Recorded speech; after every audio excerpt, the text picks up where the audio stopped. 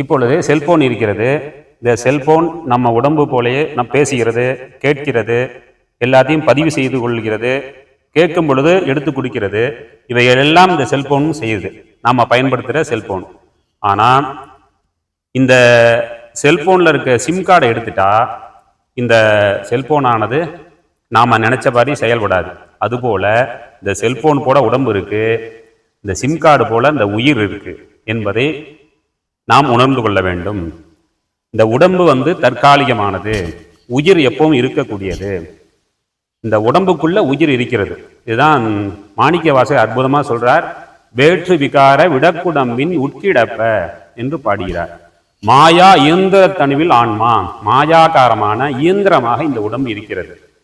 இந்த இயந்திரத்துக்குள்ள இந்த இயந்திரத்தை ஆன்மாவாகிய உயிராகிய நாம் இயக்கி கொண்டிருக்கிறோம் என்பதை ஒவ்வொரு மனிதனும் உணர வேண்டும். எதுக்காக உணரணும்? உணரலைன்னா இந்த ஆலயம் எதுக்காக இருக்கிறது, இந்த கடவுளை பற்றி தெரிஞ்சு கொள்ளக்கூடிய விஷயங்களையும், இறைவனை பற்றி சொல்லக்கூடிய விஷயங்களையும், அற உரைகளையும், இறைவன் நமக்கு சொல்லக்கூடிய விஷயங்களையும், அருளாளர்கள்லாம் சொல்லக்கூடிய விஷயங்களையும் சரியா புரிந்து கொள்ள முடியாது. எப்படி தெரியும்னா, பாதி தெரிஞ்சும் பாதி தெரியாம மாதிரி தான் தெரியும்.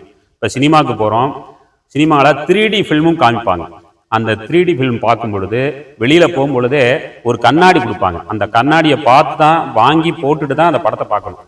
இல்லை நான் கண்ணாடியெல்லாம் போட மாட்டேன் அப்படின்னு இந்த சினிமாவை பார்த்தீங்கன்னா பிளர்ராக தான் தெரியும், அதாவது தெளிவில்லாமல் தான் தெரியும்.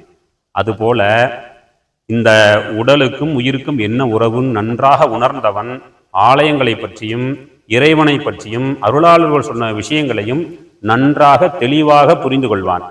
அன்பு, அறிவு, தேற்றம், அவாவின்மை இவை நான்கும் நன்கு உடையான் கட்டே தெளிவு என்பது வள்ளுவனுடைய வாக்கு.